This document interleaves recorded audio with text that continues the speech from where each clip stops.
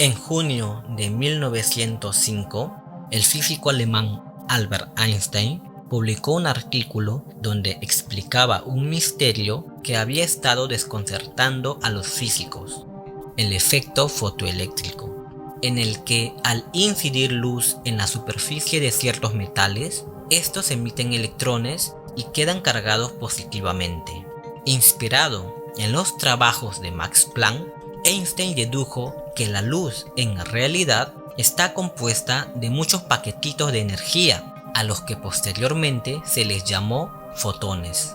Así, en el efecto fotoeléctrico, cuando los fotones inciden en los átomos, ceden toda su energía a los electrones de las capas externas, haciendo que estos pudieran escapar del átomo como un flujo de cargas negativas. Einstein recibió por esto el Premio Nobel de Física en 1921. ¿Eran los fotones una reivindicación de la perspectiva de Newton sobre la luz, la cual fue eclipsada por la teoría ondulatoria de Huygens? Era una pregunta interesante, pero los físicos no pudieron decidirse porque ambas perspectivas de la luz, de onda o partícula, eran válidas al explicar fenómenos distintos. Por su parte, el físico danés Niels Bohr, intentando descifrar los misterios de absorción y emisión de luz por los átomos, planteó su modelo atómico en 1913, donde los electrones tenían órbitas fijas y solo podían saltar entre órbitas emitiendo o absorbiendo fotones, como procesos reversibles, cada órbita correspondiendo a un determinado nivel energético. Con esto se pudo explicar la serie de líneas oscuras en el espectro de luz visible. Eran sombras de las frecuencias que habían sido absorbidos por los átomos que se encontraban en su camino. Niels Bohr recibió el Premio Nobel de Física en 1922 por sus trabajos sobre la estructura atómica y la radiación. En el modelo atómico de Bohr, los electrones se mueven en órbitas circulares prefijadas, saltando entre ellas, pero no se puede mover libremente haciendo cualquier trayectoria entre órbitas. Niels Bohr era un auténtico revolucionario de la física. Había quitado el concepto de trayectoria continua para el electrón en el interior del átomo y lo había reemplazado por el de órbita cuantizada.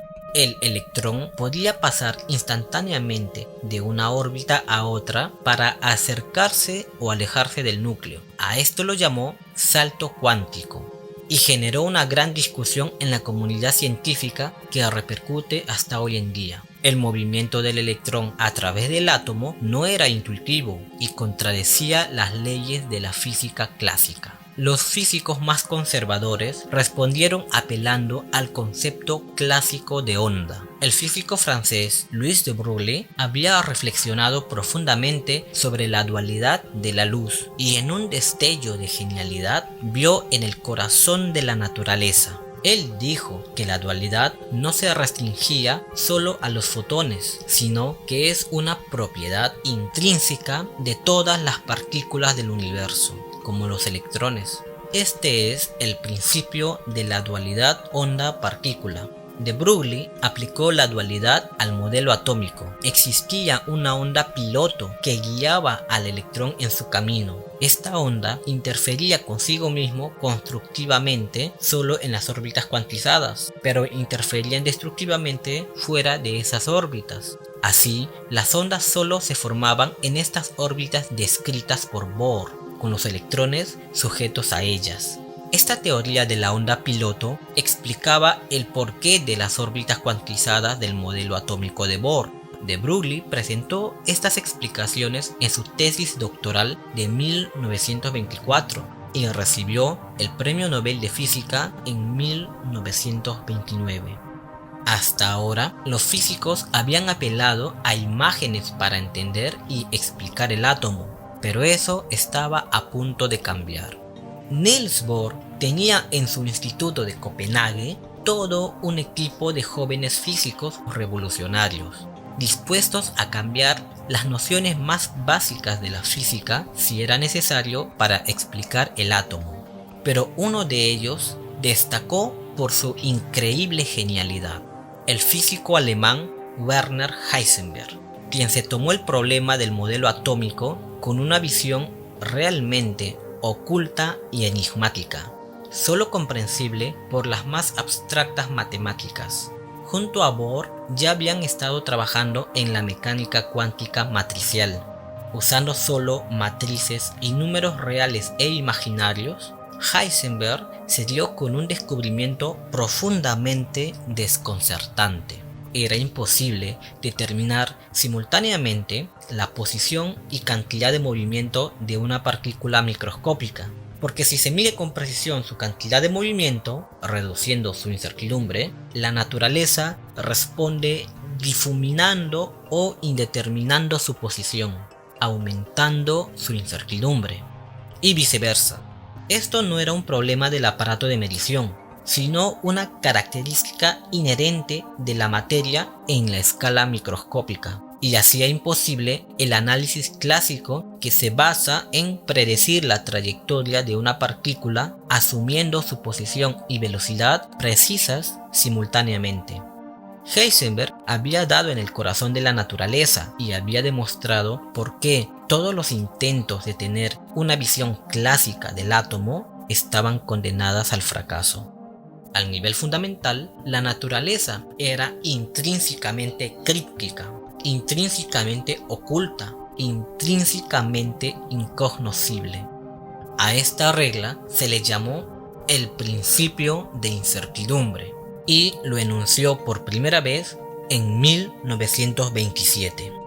A su vez, Niels Bohr incorporó la tesis de Broglie de la dualidad onda-partícula y la reinterpretó al presentar el principio de complementariedad, también en 1927, en el que los aspectos de onda y partícula se manifiesta solo uno a la vez, y eso depende del tipo de experimento que se realiza. Así, por ejemplo, en el principio de incertidumbre, la medición precisa de la posición y cantidad de movimiento son también aspectos complementarios. También en el experimento de la doble rendija, cuando el fotón es emitido por la fuente o registrado en una pantalla, lo hace como una partícula localizada en un punto, pero cuando se mueve por el espacio, lo hace como una onda expandiéndose, atravesando rendijas e interfiriendo consigo mismo.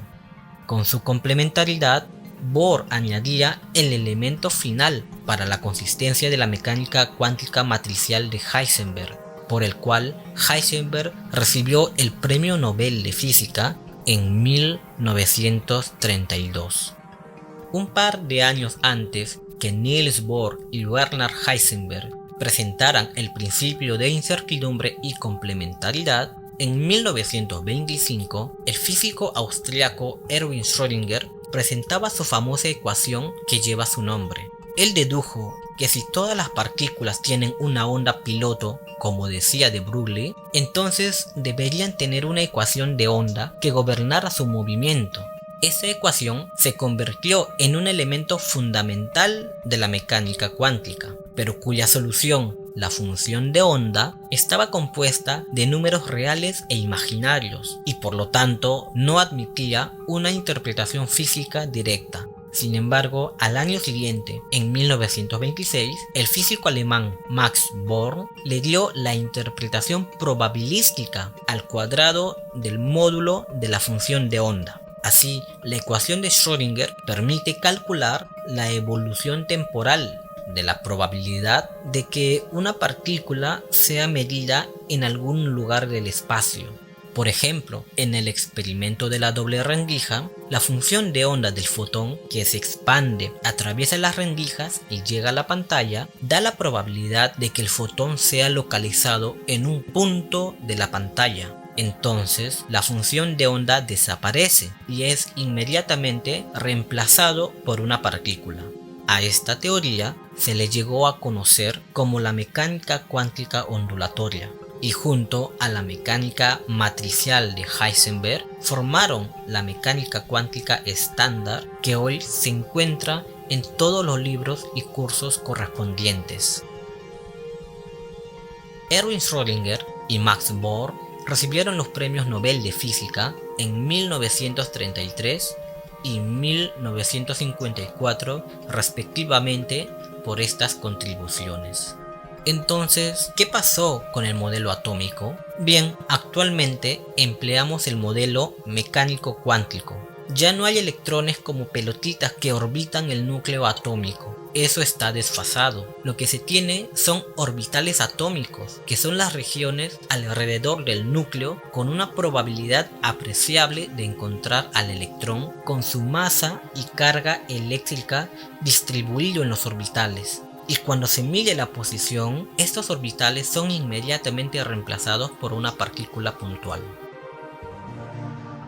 Intentando explicar los misterios de la luz, la física había llegado a un paraíso de explicaciones clásicas, pero los físicos no se resistieron a la tentación de conocer más y abrieron la caja de Pandora de la mecánica cuántica, que desató una revolución en la física, proveyendo los más grandes avances tecnológicos del que dispone nuestra especie, pero también la más grande controversia irresoluble de la física, el problema de las interpretaciones de la mecánica cuántica, que perdura hasta la actualidad. Este episodio fue hecho en colaboración con La Manzana Escéptica. No te pierdas el siguiente y último episodio de esta serie.